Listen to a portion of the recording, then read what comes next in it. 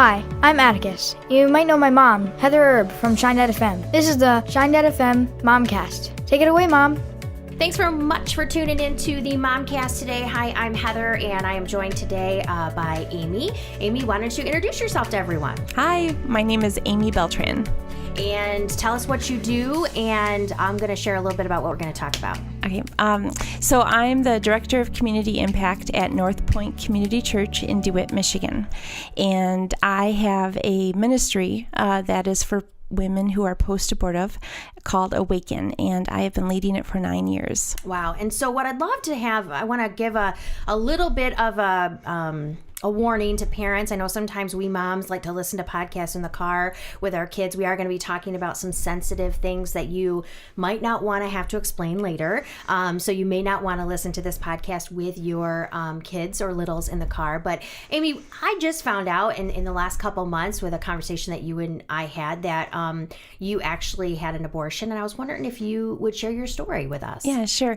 When I was 19 years old, mm-hmm. I was not in a relationship with Jesus, but I was in a relationship with a boy that resulted in unwise choices, that resulted in pregnancy.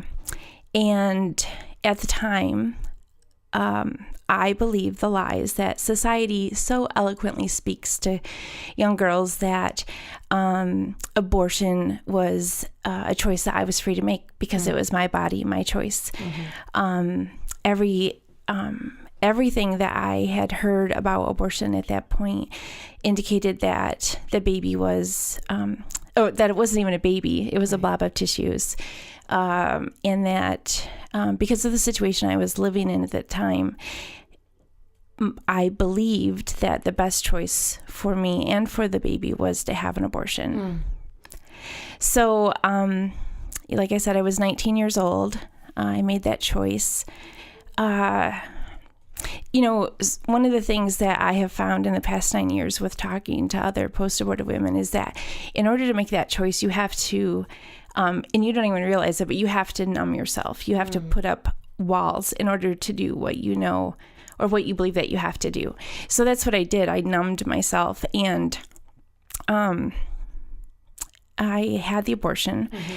Mm-hmm. So I had the abortion at a hospital. I didn't have a clinic, so I don't have memories. And post-abortive women also block memories. It's just it's a defense mechanism.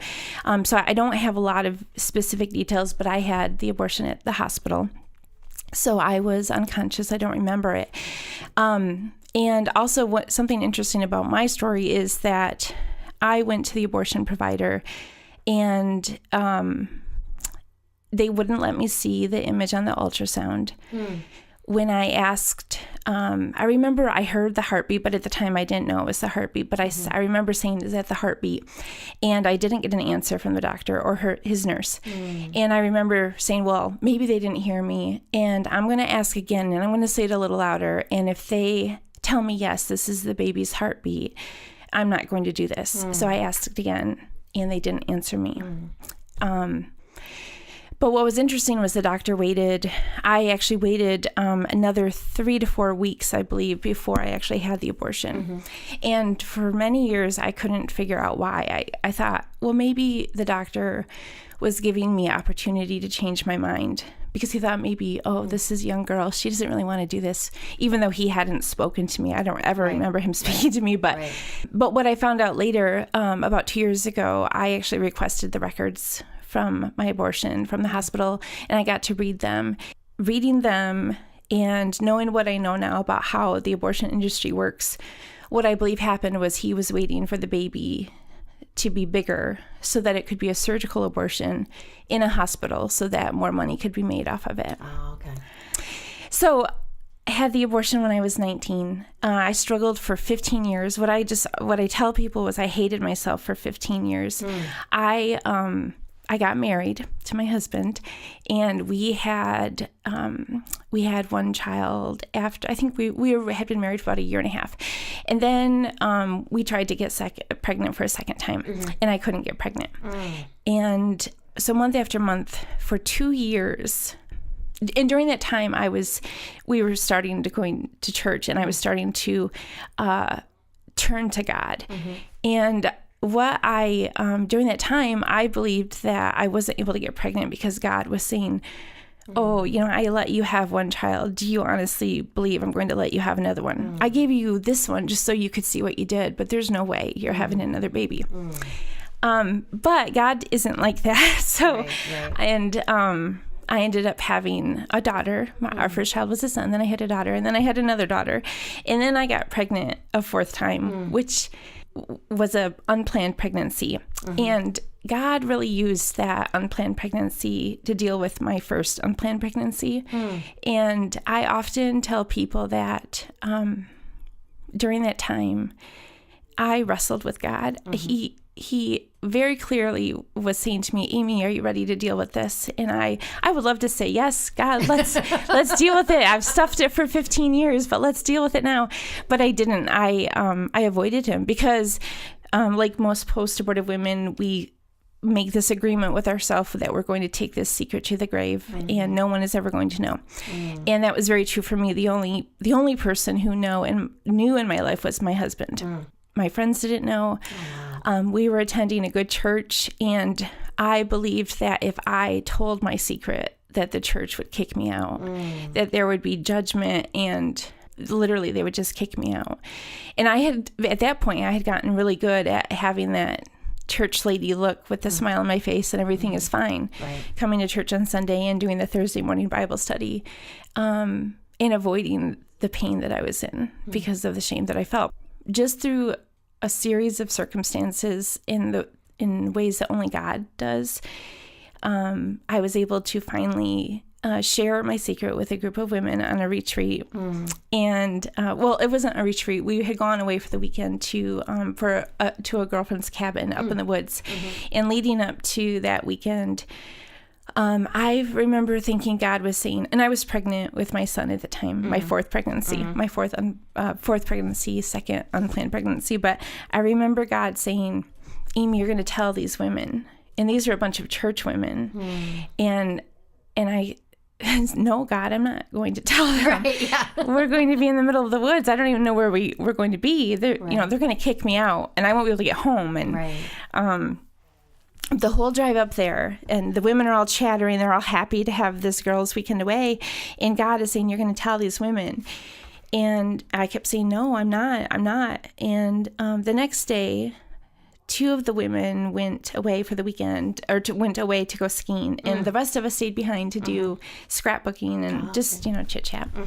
And God was just like, you're going to tell them. And no, I'm not. Yes, you are. So which is very, very true in my life. I've come to find I think a lot of us can relate to that totally. Not necessarily in the same situation, but times where God has said to us, you're going to do this. And we're like, no. Not right now. No. Yes. No. And he keeps getting at us about it because he clearly wants us to do it. He does. He's so good that way. So I ended up telling the women, and it's a moment that I'll never, ever, ever forget, because I told the woman, I don't remember what the context was of how it came up, but at that point, God had been working on me for so long that it was like I had to tell them because I was about to burst. And but what was interesting is I was just trusting him with the outcome, even though my relationship with him I was such a baby Christian, such an infant, and so I told them. And what happened was, I think there were 5 women that were still there. All 5 of them literally were on me. Like swarming me like locusts on me, hugging me, crying with me. And it was such a tender moment of God saying, I love you. I love you. And it was just one of the most powerful experiences of my life. It was the exact opposite in a lot of ways of the lies that you believed that it would be, which is really, really cool, because what I'm already hearing, just to kind of take a pause in your story, is that Satan fed you a ton of lies, and you believed all of them because of the shame that you felt. And because of that shame, you believed lies about God, you believed lies about other people in the church, and you believed lies about yourself. And that is kind of deeply rooted in our sin. That's what happens, unfortunately. So that's what I'm hearing so far. And what happened in that moment is God showing you that all of those were lies. And the truth is that you are loved and you will be loved even after you tell people this secret. Exactly. And it was, what I have come to find is so one of the things post-abortive women is, this is a very common lie that they believe, especially women who are in church, because abortion isn't spoken about in church, typically in the context of, we need to help these women who have already made this choice. And the reason being is not because pastors don't believe that it's happening, because they know it's happening. It's because they know that these women are hurting and they don't want to do anything that's going to hurt them even more. So they really don't know what to do.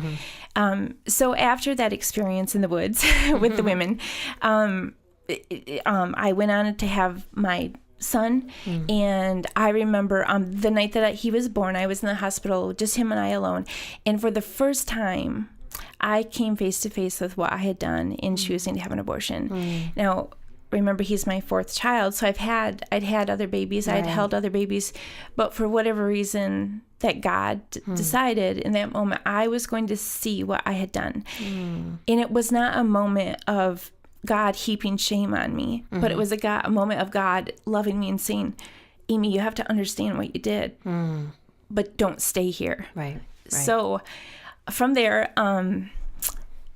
in just ways that only God can do. And during that time too, I was growing in my relationship with God and just getting to know him more, and to know that he wasn't this vengeful, hateful God who hated me. And something I had always believed was that I knew that God had forgiven me, because I believe scripture in that if I confess my sins, I would be forgiven and I would go to heaven. Right. But I believed that was it. I believed that I was always going to get the leftovers in life, that I was going to get the scraps, that if anything bad happened to me, it was because I deserved it. So God was just showing me during that time that that's not how he is. That's not who he is. And so out of that situation, I came to start a ministry for post-abortive women.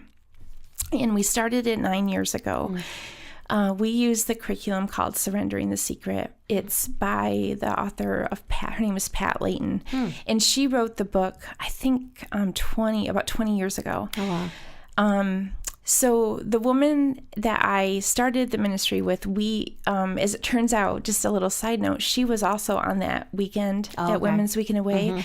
But when I shared my story, she wasn't there. She was one of the ladies who on skiing. Oh, okay. But what was interesting was that she was also post-abortive. And at the time, and I have freedom to share this, she has freedom to share my story. I have freedom to share her. She was a pastor's daughter, and then she went on to marry pastor. Okay. So when I told my story that weekend, I was like, thank God she's not here, because she's the pastor's wife. Right.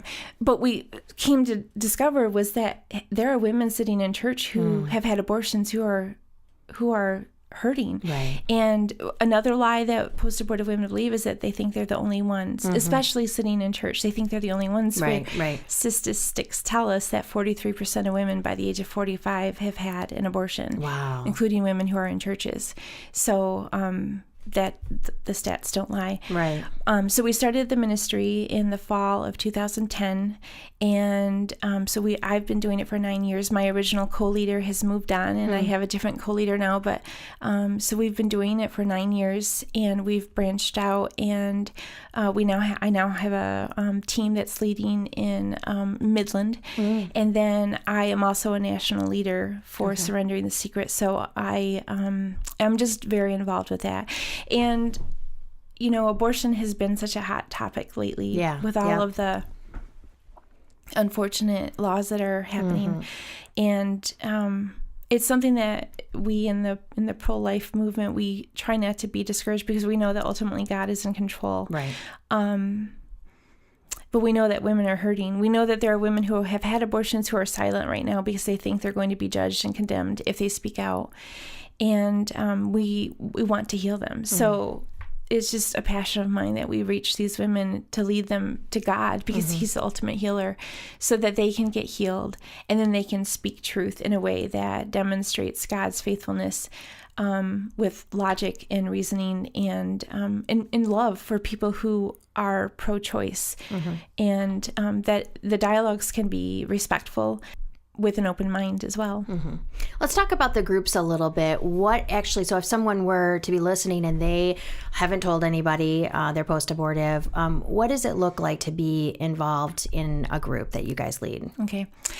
So when a woman contacts me and they're showing interest that they want to be in our group, I always meet with them, or my co-leader, we meet with them one-on-one, and we just explain to them the study. It's an 8-week study. It's scripture-based. There's homework.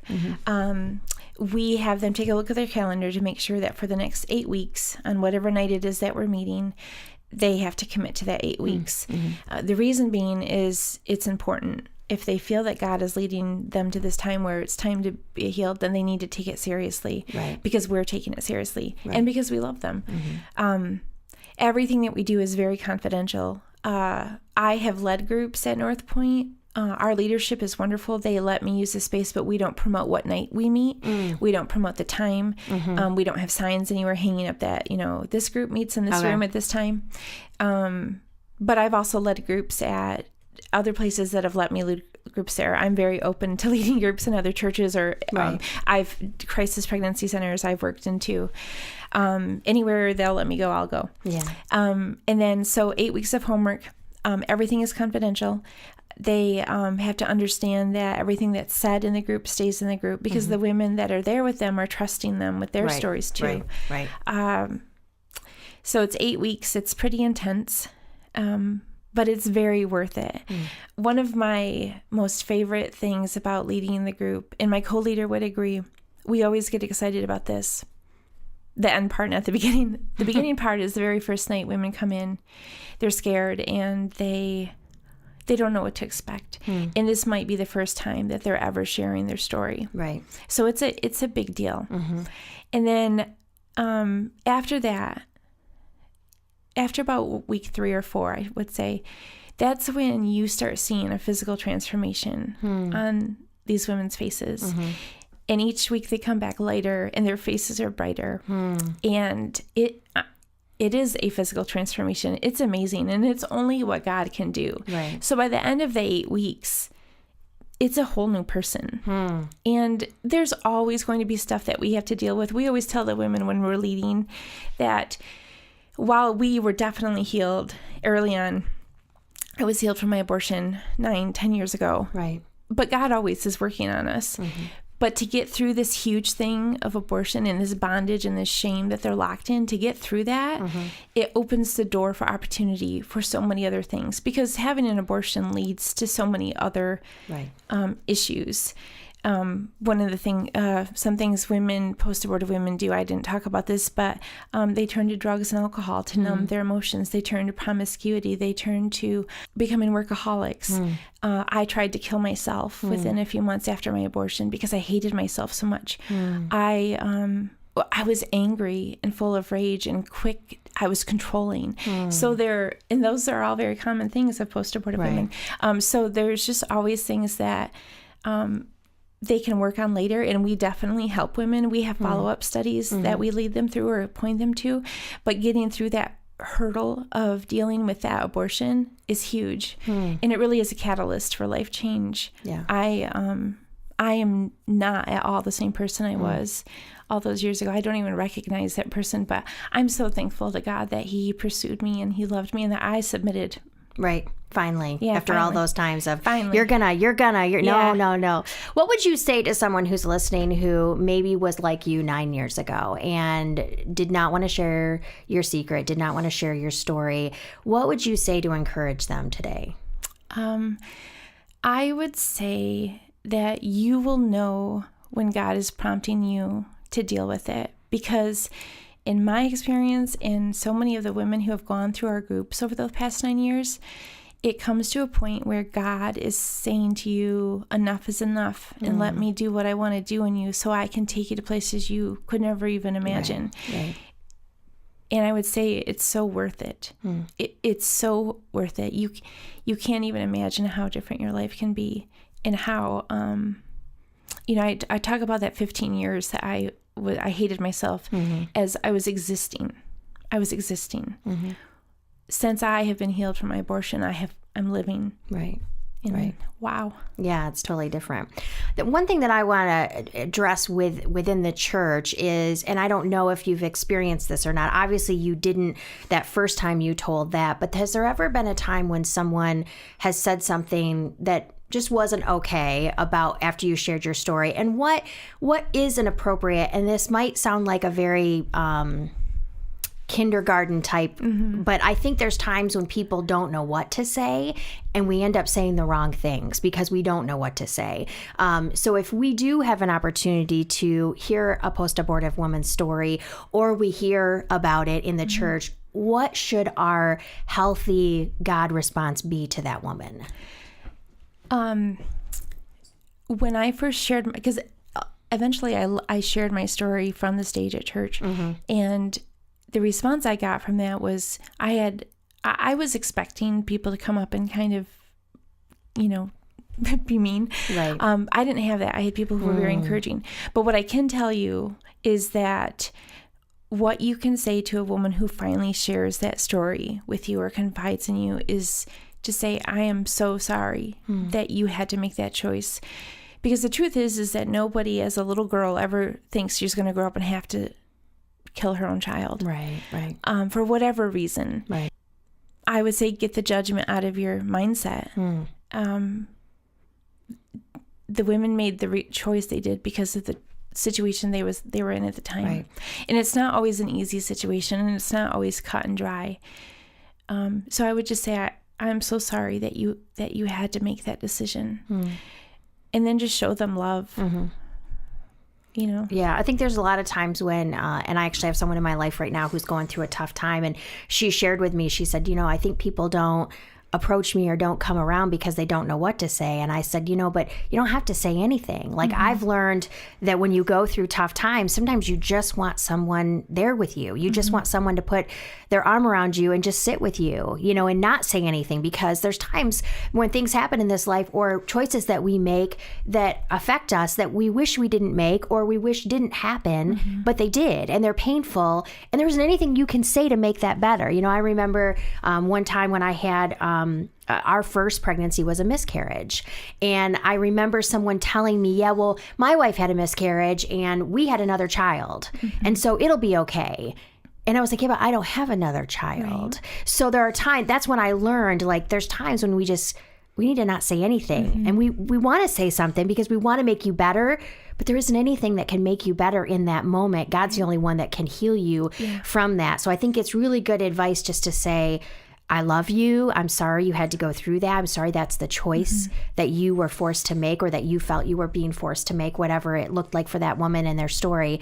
And then just sit with them. Yeah. Just be with them. Because I know what you said was they were like locusts around me, and the love that you felt was so amazing. Yeah. Yeah, that's really cool. Yeah. And in understanding, I know Christians and we have this tendency to put sins on a scale of what's worst. Right. And that's not in scripture.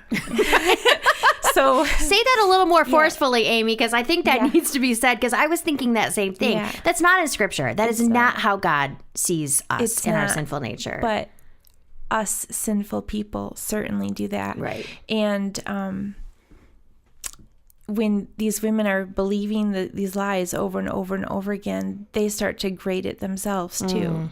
So there's really nothing that you could say to a post-abortive woman that she hasn't already thought herself, except, I am so sorry you had to make that decision, and I love you no matter what, because that's not what they're expecting. Right.